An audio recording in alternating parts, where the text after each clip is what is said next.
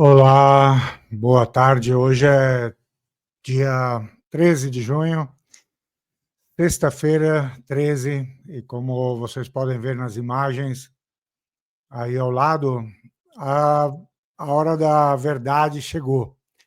A gente vem falando sobre a possibilidade de aquilo tudo que vinha acontecendo no Oriente Médio se transformar numa guerra regional, numa guerra aberta, numa guerra talvez até mundial, e que para chegarmos a isso seria preciso que o Irã fosse envolvido na batalha e que, como eu já disse muitas vezes para vocês, esse era o desejo profundo, o desejo real dos israelenses, do Netanyahu e do seu governo, era levar a guerra até o Irã e, com isso, trazer os Estados Unidos para a guerra contra o Irã e levar, então, a região, o Oriente Médio, a uma transformação que faria um novo Oriente Médio, nas palavras do Netanyahu. Então, o Netanyahu pretendia criar o novo Oriente Médio, deixou-se levar, né, pela hubris, pela sensação de grandeza que foi dada pelas várias vitórias reais, mas ainda assim relativas, táticas, impressionantes algumas delas, né, contra os grupos de resistência, como os ataques contra o Hezbollah, contra a própria resistência palestina, contra a Síria, talvez a mais importante das vitórias, né?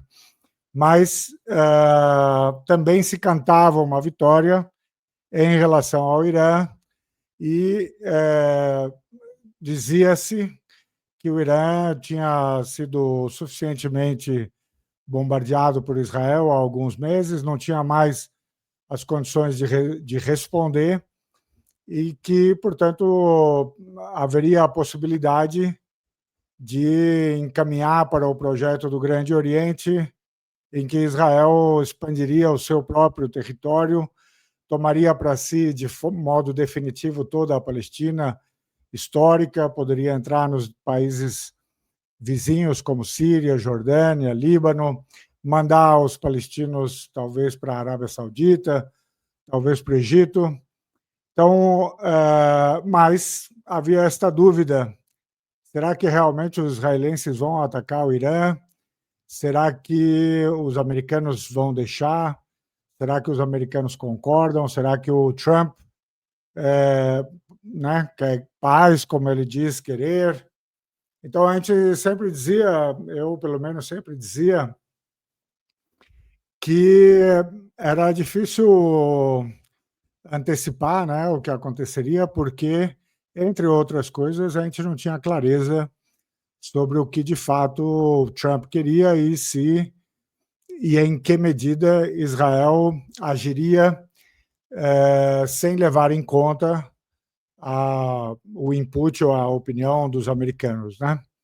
Então, esta madrugada, finalmente, digo finalmente não porque é algo a ser comemorado, mas é aquela coisa de que você espera tanto que em algum momento a verdade comece a se mostrar, né? Em que finalmente, digamos, a oportunidade aparece. Israel resolveu então ontem de madrugada aqui no Brasil, comecinho da manhã lá no Irã, resolveu atacar o Irã e fez isso de modo, digamos, sei lá, impressionante, espetacular, né? E por algumas horas festejou o que considerou ter sido um grande sucesso nesses primeiros momentos, os primeiros ataques, noticiou ter atingido várias posições muito importantes do Irã, noticiou ter matado muitas lideranças muito importantes do Irã. Tá? E todo mundo, então, entrou, pelo menos eu entrei, não sei se todo mundo, entrou naquela tensão e na expectativa sobre como seria a resposta iraniana e se ela viria, e quando ela viria, e como ela viria. Porque a hora da verdade é isto, era, sim, será que o Irã ainda tem algo a oferecer na resposta aos ataques israelenses, ou será que tinha chegado o momento da derrota definitiva do eixo da resistência? Israel se faria agora rei, né, soberano, reinante sobre todo o Oriente Médio, e, de modo interessante, Israel chamou a operação de leão que se levanta, né, o leão que se ergue. Então, era essa a expectativa. Eu fui provocado por mais de uma pessoa para dar as primeiras impressões, fazer as primeiras leituras, mas eu normalmente me recuso nos primeiros momentos, porque a gente ainda não sabe o que está acontecendo. E quando começou a haver a resposta iraniana, eu então me permiti dizer, agora já tem algo para dizer, mas nada acabou, tá? Essa hora da verdade vai durar um tempo, talvez dure muito tempo, talvez se transforme numa guerra realmente mais ampla, mais geral, tá? Então, o que a gente sabe, nesse comecinho de dia, né, de madrugada para nós aqui, Israel atacou o que disse, né, serem as instalações nucleares iranianas, também instalações de mísseis, né, ou reservas de mísseis, depósitos. Fez isso contra a cidade de Teherã, então atingiu bairros de Teherã, especialmente ao norte de Teherã, em Isfahan, que é a cidade histórica, né, talvez uma das maravilhas do mundo, segundo dizem todos. Natanz, que é a cidade onde há uma instalação nuclear, né? E outros, como Tabriz e tal. Atacou aeroportos, atacou. Mas o que ficou muito claro é que uma das escolhas feitas por Israel, logo nesses primeiros ataques, foi atacar áreas residenciais onde moravam lideranças importantes ou da Guarda Revolucionária ou das Forças Armadas iranianas ou cientistas que trabalham ou trabalhavam no programa nuclear iraniano. Então, só para vocês terem uma ideia, o principal alvo e, claro, mais uma coisa, o terceiro objetivo era atingir as defesas aéreas iranianas para que o Irã não pudesse responder aos próximos ataques, porque já de cara o Israel disse isso era apenas o começo, isso vai durar semanas, haverá várias ondas de ataques, então destruir as defesas aéreas iranianas era necessário para poder continuar a atacar o Irã nos próximos dias. Mas uma coisa que é simbolicamente muito importante é que eles tentaram fazer algo no Irã equivalente, e talvez tenham conseguido nesse sentido, algo equivalente aos ataques com os pagers, né, que fizeram contra o Hezbollah no Líbano, e depois os ataques que terminaram na morte de lideranças principais militares e políticas do Hezbollah, mas também do Hamas.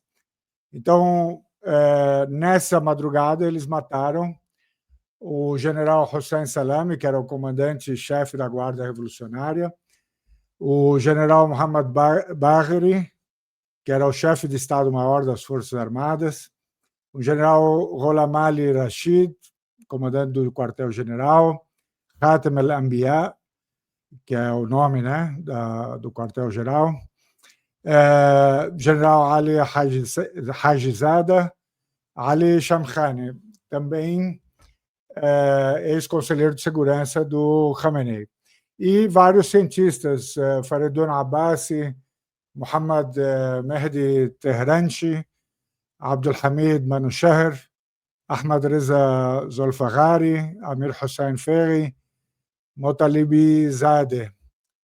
Então, o que eu quero chamar a atenção de vocês aqui, não que alguém vá lembrar dos nomes, mas eles mataram todas essas pessoas como quem diz, vamos decapitar o Irã, tanto no que diz respeito às suas lideranças militares, quanto nas lideranças mais importantes do seu programa nuclear. E vamos, com isso, causar, né, um choque parecido com aquele dos pagers e dos walkie-talkies no Líbano, ou com ataque contra o Rani em próprio Teherã. Agora, o que eu quero chamar a atenção de vocês para isso? É que a gente poderia dizer, mas esses generais todos, eles não sabiam que eles eram alvos, que talvez Israel atacasse e tal. E aqui tem uma questão que o Irã e o resto do mundo, na verdade, foram levados a pensar que o ataque não aconteceria agora, por várias razões que já eu vou explicar, mas, mesmo assim, todas essas pessoas estavam exatamente nas suas casas, dormindo com as suas famílias. Então, cada um dessas lideranças que foram mortas, cada um deles foi morto com a mulher, com os filhos, alguns, claro, talvez não tivesse mulher, não tivesse filhos, mas morreram também com seus vizinhos, que são civis, né? Então, os lugares onde essas pessoas moravam foram atacados, e eles são lugares em que moram civis e em que eles estavam com suas famílias, que são civis, e isso tudo assim, é um crime de guerra sem qualquer dúvida sobre a definição, tá? Mas o que acontece que permite a Israel fazer isto? O fato de que eles estão cometendo um genocídio contra Gaza e ninguém está falando nada no Ocidente, nas organizações internacionais e tal. Quer dizer, de fato, ninguém está falando nada, e a prova de que ninguém está falando nada é o que algumas pessoas disseram depois desses ataques, que mostram que o apoio dos grandes países ocidentais continua firme e forte em relação a Israel. Não vi ninguém condenando os ataques no Ocidente, das lideranças, né, do Ocidente. Pelo contrário, você vê, por exemplo, só para começar pelo Macron, mas o mais importante vai ser a fala do Trump.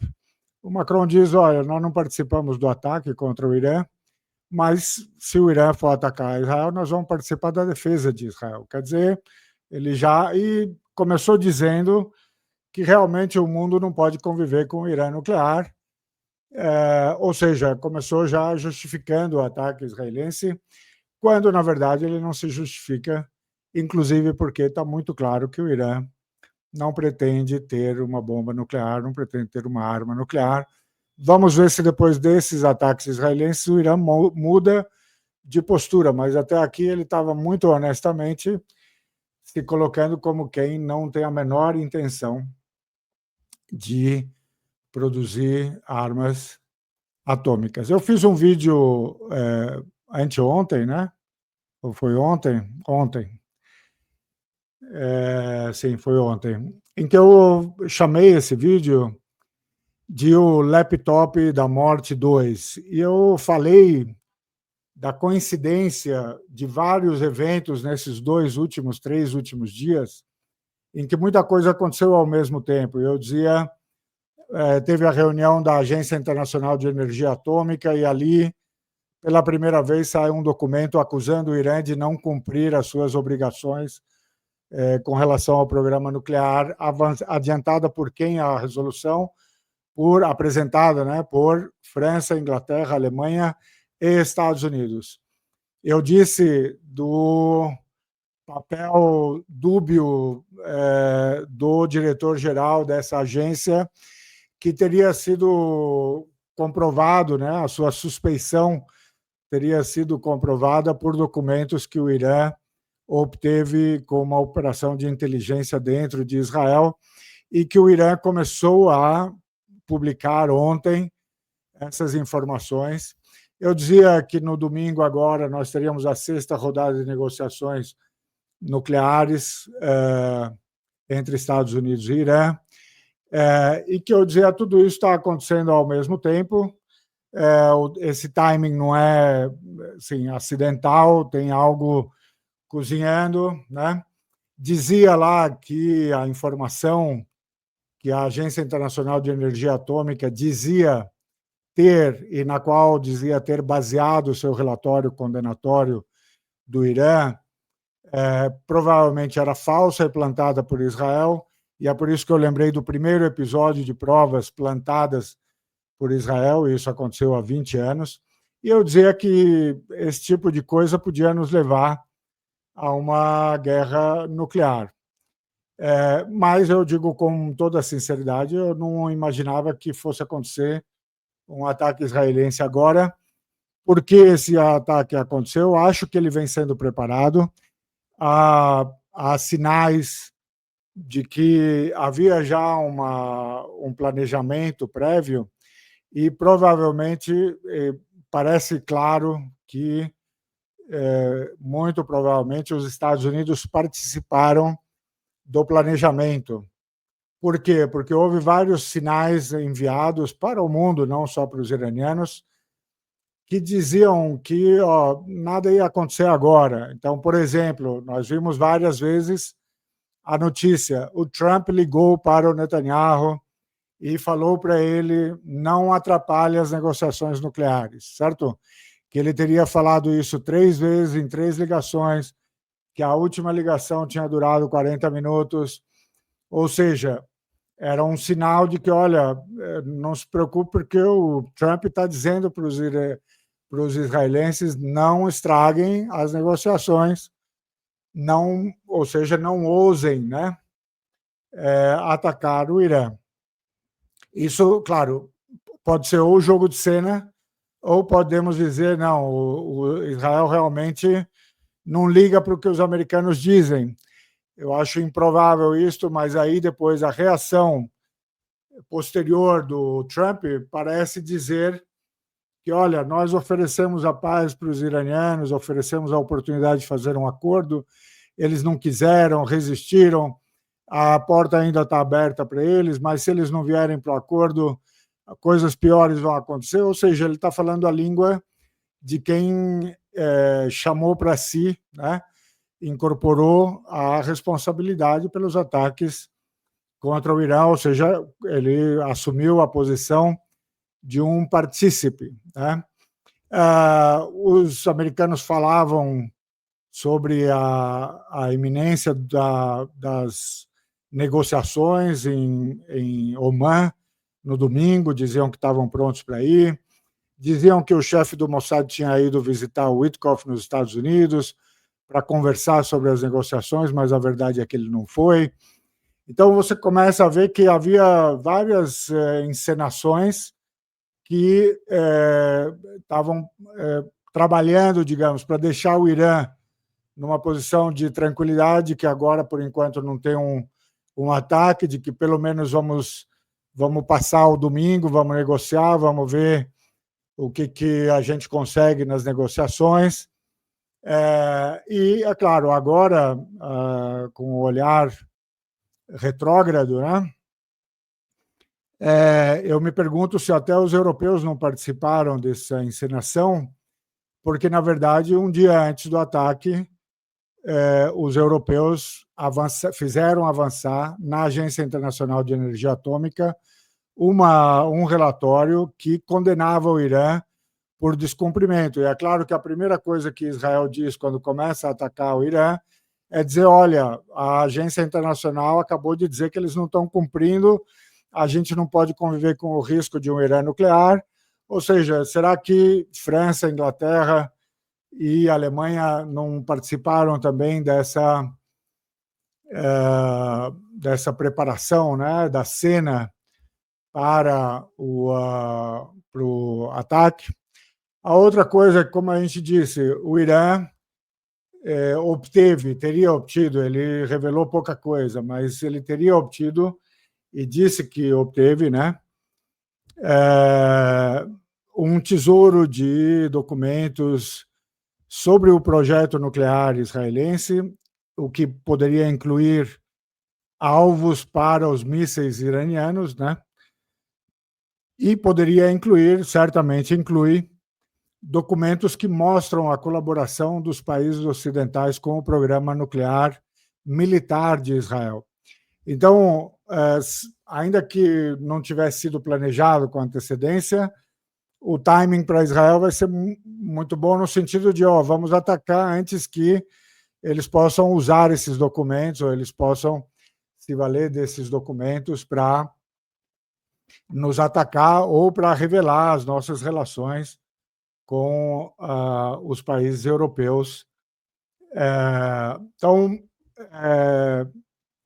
sim, hoje a gente sabe, logo que começou o ataque israelense, a gente soube que, bom, Israel disse, e os americanos também disseram, logo mais talvez a gente saiba mais sobre o que os europeus fizeram, mas os israelenses dizem, a gente avisou os americanos já faz tempo, quer dizer que o Trump já sabia pelo menos há uma semana.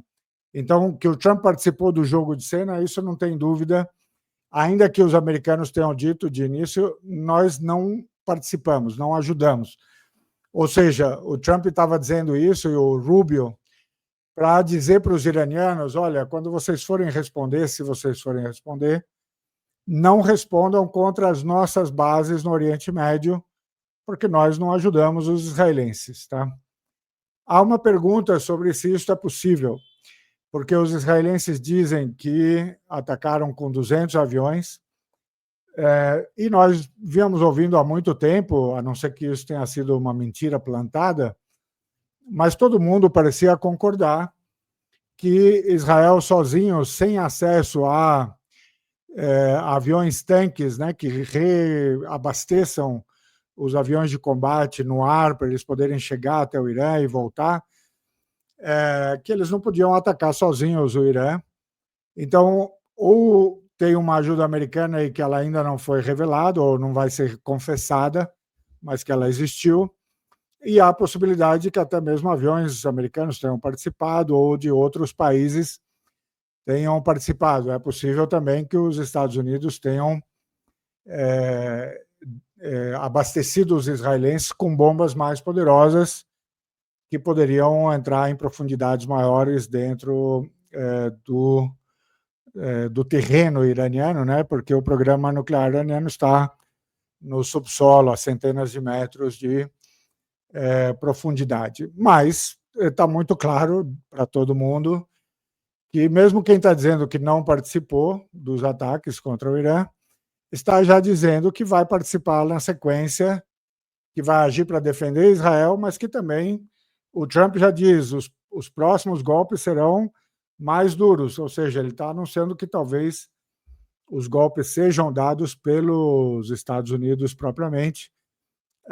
Os europeus já dizem que eles não participaram, mas que se tiver que defender Israel, eles vão participar da defesa.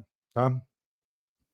Então, isso era o que a gente viu logo no começo, com os ataques israelenses, e eles, na verdade, começaram no começo da nossa madrugada aqui, ou melhor, final da noite, começo da madrugada aqui, e prosseguiram pela maior parte do dia, quer dizer, durante todo o dia havia novos ataques israelenses contra locais ou cidades iranianas.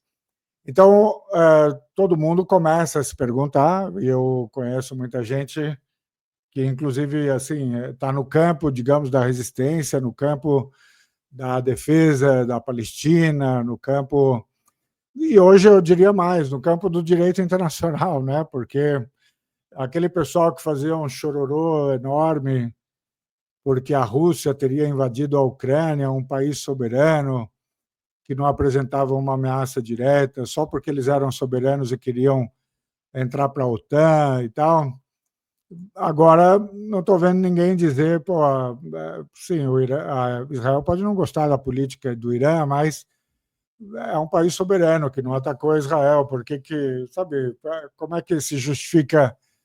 Mas, claro, está longe do Ocidente hoje pensar e falar nessas coisas, o que, na verdade, nos coloca diante da crise mais profunda do Ocidente nos próximos anos e décadas, que é o Ocidente perdeu a fundação moral sobre a qual dizia pisar, né, enquanto se colocava no mundo, nas relações internacionais. Isso tudo está morto e enterrado. Tá? Então, a hipocrisia hoje está totalmente revelada para quem quiser ver. Né? Tem muita gente que continua não querendo enxergar. Agora, estava claro que, se vocês atacarem, nós vamos defender Israel. E houve um clima de preocupação no campo, digamos, da resistência, no campo que putz, está demorando muito, será que o Irã vai conseguir responder? Na verdade, todo mundo lembrava que o Irã tinha sofrido um ataque de alguns meses atrás e ele tinha prometido uma resposta, mas a resposta não tinha vindo. Então, as pessoas estavam se dizendo, olha, está lá, o Irã disse que ia responder, mas não respondeu, disse que a resposta ia ser imediata, mas a resposta não está sendo imediata, os ataques aconteceram de madrugada, cadê a resposta iraniana, certo? Então, e desse lado havia preocupação, do lado israelense, americano, havia uma comemoração, havia um festejo, uma ubris mesmo, assim, tipo, nós vamos realmente reconstruir a região e ela toda vai se ajoelhar, se sujeitar ao poder israelense e, por via indireta, ao poder americano, que estaria totalmente de acordo com essas estratégias israelenses. Ou seja, aquele papo de que o Trump não queria muito a paz e tal, não queria muito a guerra, está se revelando falso, porque ele está deixando o fogo pegar em todos os lugares onde ele tem algum material combustível. Então, ficava a pergunta sobre a resposta, se ela viria. Será que o... Porque, assim, se vocês olharem, se fizerem uma busca, inclusive em mecanismo de inteligência artificial, que eu testei isso ontem, tá? Antes, portanto, antes desses ataques e tal. Há um consenso, digamos, né, que prevalece nas redes. Ele é tão prevalente que a inteligência artificial toma como se fosse verdade, que era que no último ataque israelense contra o Irã, não esse dessa madrugada, mas no último, de alguns meses atrás, eles tinham conseguido destruir de modo abrangente as defesas aéreas do Irã e muitos dos programas de armas e tal, e que, portanto, eles teriam muita facilidade em destruir o programa nuclear no próximo ataque, porque o Irã não teria condições de responder e que por isso é que o Irã não tinha respondido. Tá? Então, claro, como a gente não está lá, a gente não faz parte do governo, das estruturas de poder no Irã, a gente não sabe o quanto foi destruído e o quanto o Irã estava pronto para responder. A gente via o discurso duro em que o Irã dizia, nós vamos responder, a resposta vai ser imediata, vocês vão se arrepender, etc. Bom, mas você não sabe se é verdade, né? Então, hoje, no meio da tarde, começamos a ver a resposta e ela está em curso. Tá?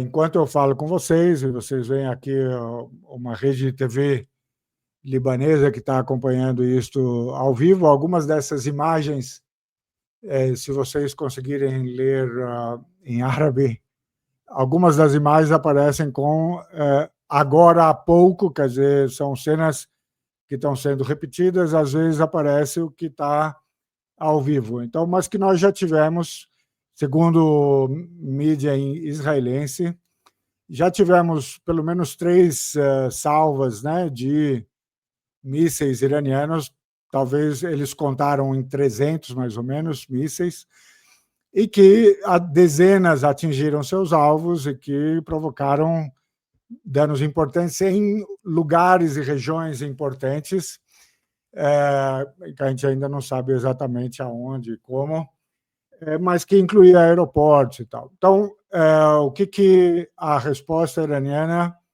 nos mostra de início? Primeiro, eles perderam muitas lideranças, eram lideranças muito importantes, como vocês viram, quer dizer, é como se tirasse a cúpula mesmo das Forças Armadas. Tiveram que substituir essas pessoas, tiveram que encaixar o golpe, o primeiro golpe, né, dos ataques da madrugada. E, claro, tem que socorrer quem sofreu, apagar os incêndios, ver o que foi destruído. E, ao que parece também, plataformas de lançamento de mísseis que ficam mais expostas, talvez já tivessem sido localizadas pelos israelenses e foram as primeiras a serem destruídas. Então, aquilo que poderia constituir a resposta imediata não podia mais ser imediato, teria que preparar outras plataformas, teria que, portanto, fazer alguma preparação, teria que substituir as lideranças mortas, reconstituir, né, a linha de autoridade e tal, e começar a lançar os foguetes. Então, o que mostra essa primeira salva de foguetes é que, bom, os iranianos continuam a ter foguetes, eles devem ter milhares, talvez centenas de milhares de foguetes, que naqueles ataques das duas outras primeiras vezes, eles usaram os foguetes menos sofisticados, agora eles começam a usar foguetes um pouco mais sofisticados. Alguns desses foguetes são balísticos e são ultrassônicos, ou seja, eles viajam a várias vezes a velocidade do som, e eles são muito mais difíceis de serem interceptados pelos mecanismos de defesa, o que mostra, se vocês vissem as cenas aqui, que os antimísseis, né? Os vários sistemas que os israelenses têm, o Patriot, como chama, a arma de Davi, né? O THAAD americano, eles sobem aos ares, eles interceptam alguns foguetes, mas muitos deles a gente viu cair exatamente no meio de Tel Aviv ali. Então você vê o impacto, você vê em outra cena talvez mais de 10 foguetes impactando o mesmo lugar, ou seja, algum lugar que deve ser muito importante, que foi um alvo específico. Então, duas coisas a gente descobriu. O Irã tem foguetes, tem muitos ainda, consegue lançar esses mísseis ou esses foguetes. Provavelmente ele não está lançando o que ele tem de melhor ainda. Ele, quando fala em 300, você está falando do começo da história, certo? E dois, esses mísseis alcançam seus alvos. Podem não ser todos, mas alguns deles, muitos deles, estão alcançando seus alvos. Não podemos esquecer uma coisa: você pode ter centenas de milhares de mísseis, você não tem centenas de milhares de sistemas de interceptação de mísseis, tá? Os sistemas de interceptação são infinitamente mais caros do que os mísseis. Então, é muito mais fácil Israel esgotar os mecanismos de defesa do que Irã esgotar seu arsenal de mísseis. A outra coisa que chamou a atenção e para a qual a gente ainda não tem a resposta a gente não sabe se, como aconteceu nos dois outros engajamentos entre Irã e Israel, duas vezes em que o Irã mandou mísseis e drones em direção a Israel, o que a gente viu é que vários mecanismos de defesa localizados nos países vizinhos e operados por franceses, ingleses, americanos, agiram para interceptar os drones e os mísseis iranianos antes deles chegarem aos céus, digamos, de Israel, antes, portanto, de Israel precisar ativar os seus próprios sistemas de defesa. Isso, ao que parece, não aconteceu desta vez. Então, a gente não sabe se não tem, ou se os europeus e os americanos resolveram desta vez não agir, ou se tentaram e não conseguiram interceptar nada antes, ou se conseguiram, a gente não está sabendo ainda. Tá? Então, isso é uma grande pergunta sobre qual vai ser o comportamento de outros países que dizem que vão agir na defesa de Israel, se for preciso. Agora, a outra coisa que a gente também descobriu é que se Israel conseguiu destruir algo das defesas antiaéreas iranianas, eles não conseguiram destruir tudo, porque Irã já noticiou que derrubou pelo menos 2 F-35, tá? Então são os jatos americanos tidos como muito mais difíceis de derrubar. Derrubou 2 e já está, digamos, em posse, né, de uma pilota, a pilota de um desses aviões, que por acaso seria uma pilota mulher,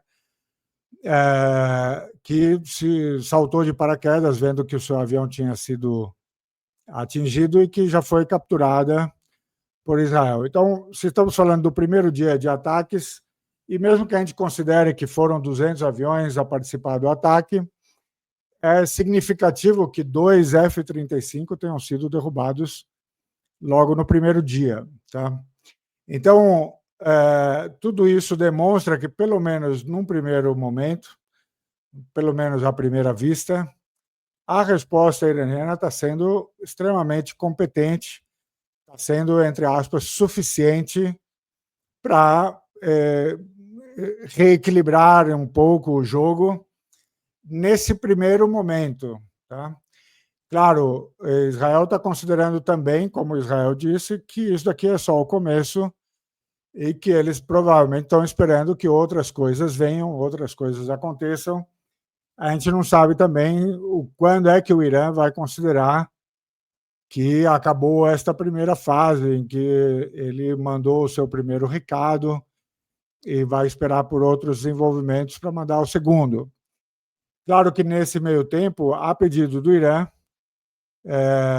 o Irã entrou em contato, desde que começou a ser atacado, com vários países do mundo, o seu presidente, o seu ministro das Relações Exteriores, falaram com a ONU, falaram com outros presidentes e outros ministros das Relações Exteriores, e fizeram questão de lembrar que eles estavam no direito agora, com base no artigo 51 da Carta da ONU, de atacar Israel por terem sido atacados sem nenhuma provocação anterior, ou seja, sem nenhuma razão, ilegalmente atacados por Israel, cometendo inclusive crimes, né, de guerra, e pediram que a ONU e o Conselho de Segurança se reunissem para lidar com este assunto,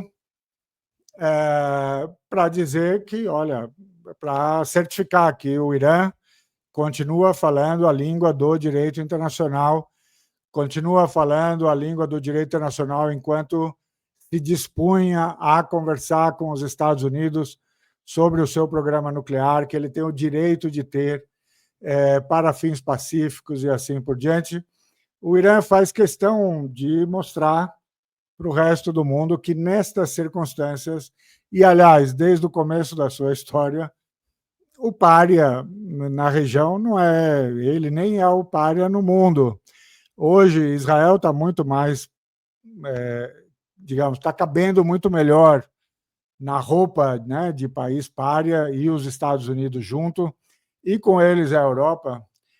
Quando você tem como critério do pária o respeito ao direito internacional, tá? Então, se você chamar de pária quem espisoteia o direito internacional, então você põe Israel, os Estados Unidos e a Europa junto, tá? Todo o Ocidente coletivo, se vocês quiserem usar uma expressão mais englobante.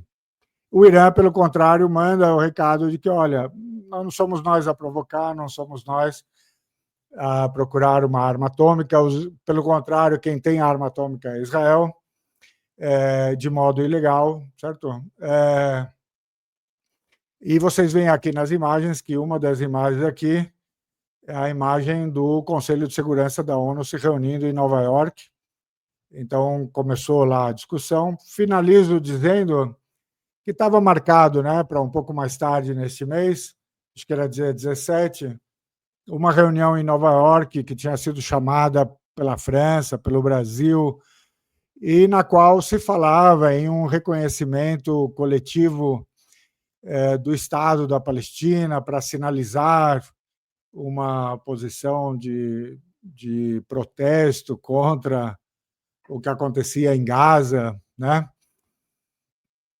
Já havia sinais de que a França estava dando para trás, de que a França estava se desdizendo, porque, na verdade, não sei se a gente consegue reconhecer ou se a gente vai colocar uma condição para os países árabes para a gente reconhecer o Estado da Palestina. E aí alguém me lembrou, com razão, que o Macron, antes de entrar na vida política, trabalhava para o Banco Rothschild, né? E que o Banco Rothschild é aquele banco que pertence à família do Barão de Rothschild, que recebeu do Balfour, né? Aquela carta que prometia aos judeus um país na Palestina e tal. Então, alguém me lembrou, olha, assim, o Macron não vai reconhecer a Palestina, ele pode prometer o que ele quiser, mas ele não vai reconhecer a Palestina. E aí, além de dizer hoje que ele participaria da proteção de Israel, se fosse o caso, o Macron também desistiu da reunião em Nova York por causa dos novos eventos, né? Quer dizer, ainda por cima, usam um ataque israelense de surpresa, desleal, se vocês quiserem, certamente ilegal, contra o Irã, para deixar de ir discutir em Nova York o tema do genocídio que está acontecendo em Gaza, certo? O que realmente nos faz pensar se isso não foi um jogo de cena desde o começo, e se talvez até essa reunião não tivesse sido convocada já com a sabedoria de que Israel pretendia um ataque dessa natureza contra o Irã. Como eu digo para vocês, é o começo da história, tá? É a hora da verdade, talvez ela não se resolva hoje, amanhã, nos próximos dias, nas próximas semanas, mas não tenham dúvida de que algo fundamental aconteceu hoje e que começa a desenhar o futuro da região. Então, como vocês veem, eu ouvia o noticiário ao mesmo tempo em que eu falava com vocês, espero que eu não tenha deixado nada de modo obscuro. Vou tentar publicar esse vídeo o quanto antes, porque ele está lidando realmente com o tempo real, e voltar ao tema quando tiver uma imagem mais clara, porque assim, eu faço questão de só aparecer e falar quando eu tenho uma ideia mais ou menos clara de como analisar as coisas, né? Eu não vou aparecer para dizer para vocês, olha, nesse momento estão bombardeando e tal, porque, sabe, não quer dizer nada. Eu quero servir para tentar jogar uma luz sobre as coisas e colocar as coisas em perspectiva, tá? Então, é isto por hoje. Subscrevam o canal, ativem as notificações, façam seus comentários, suas críticas, ajudem se puderem e acompanhem, porque, como eu disse, algo crítico começou a acontecer, a hora da verdade chegou e isso pode nos colocar diante de uma nova realidade, mas que vai se transformar a cada dia, tá? Então, vamos nos ver muito se vocês quiserem acompanhar esse novo mundo que está se construindo aí. Muito obrigado e até logo mais.